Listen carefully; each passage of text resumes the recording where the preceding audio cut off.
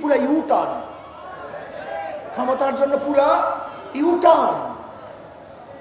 বিএনপির স্বাদ মেটে নাই, ওনাদেরকে আসলে পুরো অত্যাচার অবিচার করা এখনো হয় নাই।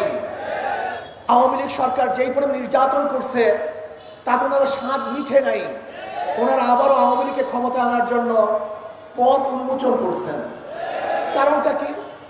চোরে চোরে হালি, এক চোরে বিয়া করে আর এক চোরে হালি। এই 53 বছরে এরা সিন্ডিকেট করে বাংলাদেশকে লুটপাটের এক মহাসড়কে পরিণত করেছে। এরাই চাঁদাবাজি করেছে, এরাই দখলদারি করেছে, এরাই জুলুম করেছে, এরা অত্যাচার করেছে, এরাই খুন করেছে, এরাই ধর্ষণ করেছে।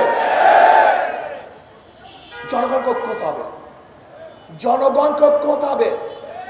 যেই দলের মধ্যে চাঁদাবাজ আছে, যেই দলের মধ্যে খুনি আছে, গুমি আছে, দুর্নীতিবাজ আছে, তাদেরকে সাপোর্ট করবেন না, তাদের দল করবেন না, তাদেরকে ভোট দেবেন না।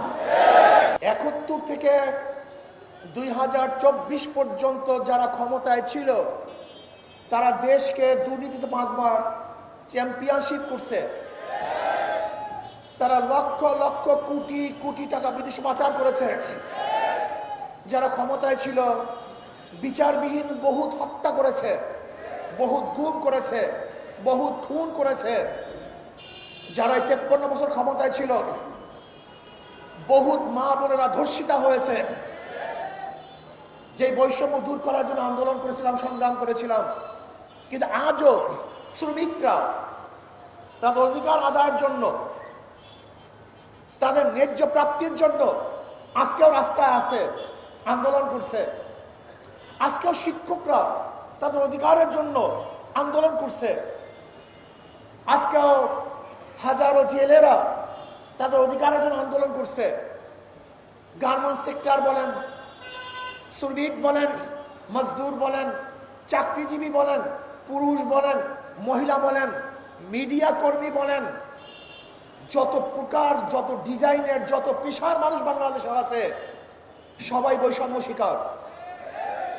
5ই আগস্টের পরে ভেবেছিলাম এবার বৈষম্য থাকবে না, এবার মানুষ মুক্তি পাবে, মানুষ শান্তি পাবে, মানুষের অধিকার প্রতিষ্ঠিত হবে।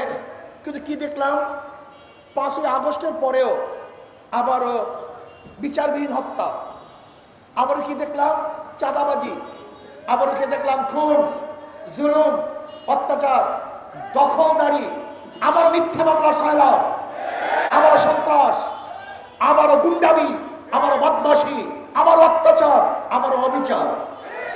তার মানে আমাদের আন্দোলন এখনো শেষ হয় নাই, আমাদের সংগ্রাম এখনো শেষ হয় নাই, এখনো বৈষম্য দূর করতে পারি নাই।